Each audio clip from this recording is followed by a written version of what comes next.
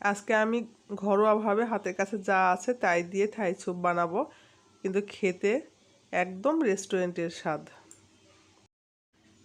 এখানে আমি chicken stock নিয়েছি, এটা আমার চ্যানেলে দেওয়া আছে, চাইলে দেখে নিতে পারেন।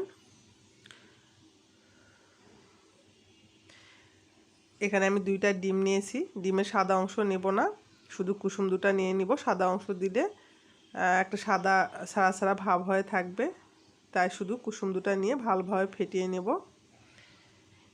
আজকে আমি বানিয়ে দেখাবো হাতের কাছে যা উপকরণ আছে তাই দিয়েই। এটা খেতে দুর্দান্ত স্বাদের হয়, একদম রেস্টুরেন্টের মতো।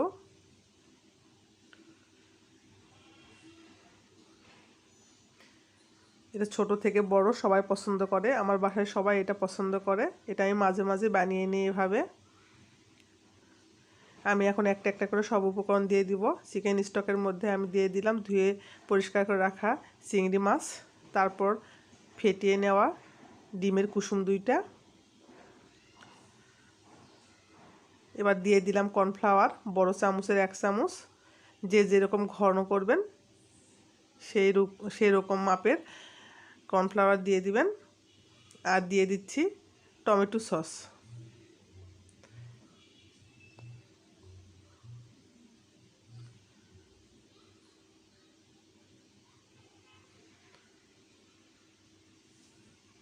এখন দিয়ে দিব স্বাদ মতো লবণ।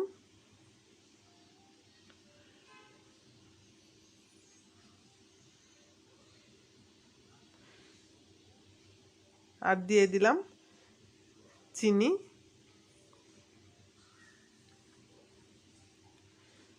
এবার দিয়ে দিলাম সামান্য পরিমাণ জর্দার রং, তাহলে কালারটা সুন্দর আসে। শুকনো লঙ্কার গুঁড়ো।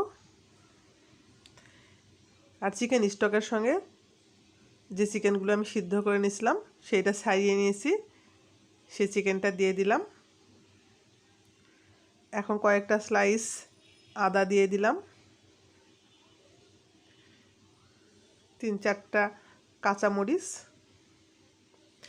দিয়ে এটা ভালোভাবে মিশিয়ে নিব। নিচে যেন দলা পাকিয়ে না থাকে সেদিকটা খেয়াল রাখতে হবে। কর্নফ্লাওয়ারটা দলা পাকাতে পারে, তাই এটা রান্না করার সময় নাড়তেই থাকতে হবে যতক্ষণ না ফুটে উঠছে।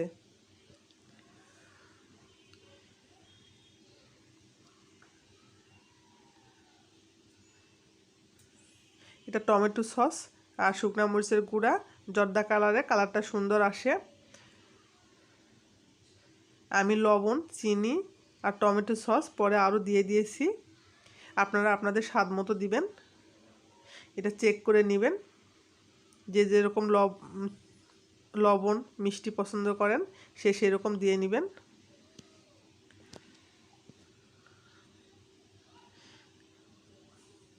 আর এটা যে যেরকম ঘন খেতে পছন্দ করবেন সেই রকম দিবেন। এবার আমি দিয়ে দিলাম লেবুর উপরের খোসাটা, এটা ভিতরেরটা না, একদম উপরের পাতলা করে উঠিয়ে নিতে হবে সেইটা, তাছাড়া তিতা লেগে যেতে পারে। লেবুর খোসার স্বাদটা দারুণ একটা ফ্লেভার নিয়ে আসে।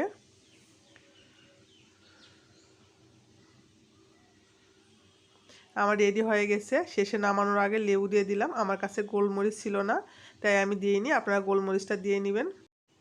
রেডি হয়ে গেল একদম রেস্টুরেন্টের স্বাদে আমার থাই স্যুপ।